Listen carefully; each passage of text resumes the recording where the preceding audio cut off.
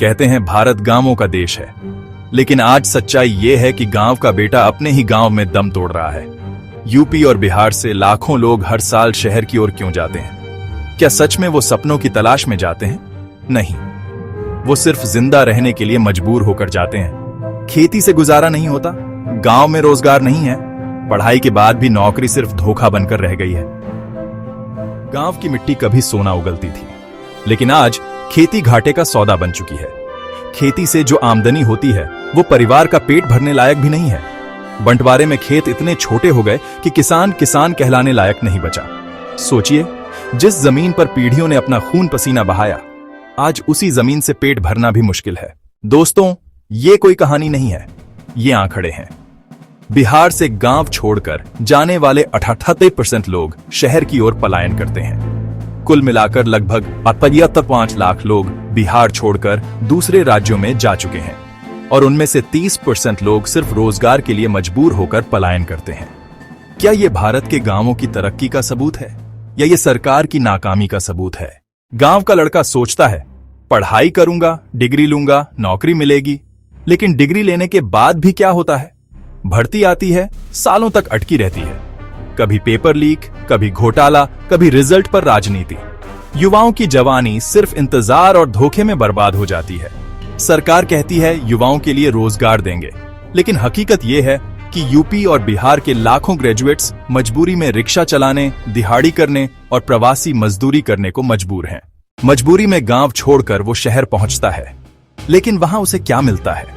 किसी फैक्ट्री में 8 घंटे का काम और तनख्वाह सिर्फ Rs 10-11 हजार। पेट पालने और परिवार का खर्च चलाने के लिए 12-15 घंटे ओवरटाइम। तब कहीं जाकर Rs 15-14 हजार रुपए हाथ में आते हैं। अब सरकार कहेगी हमने न्यूनतम मजदूरी तय की है, लेकिन सच्चाई सुनिए।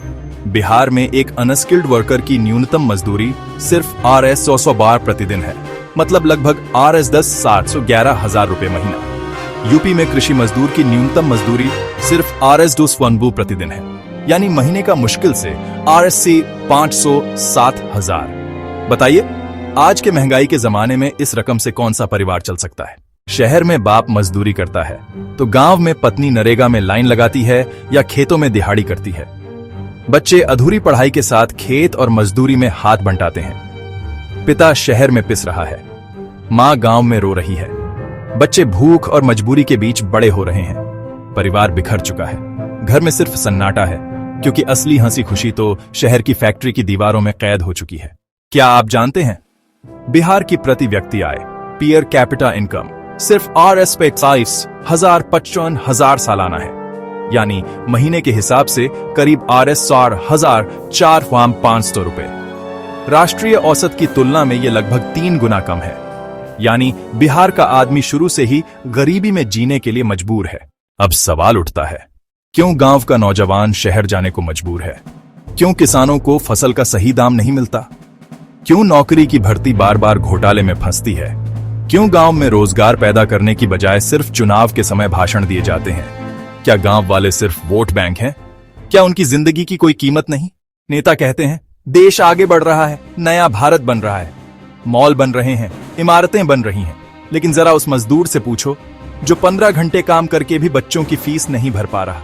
उस किसान से पूछो जो अपनी फसल सड़क पर फेंकने को मजबूर हो गया क्योंकि खरीदार नहीं मिले। क्या यही है विकास? क्या यही है नया भारत?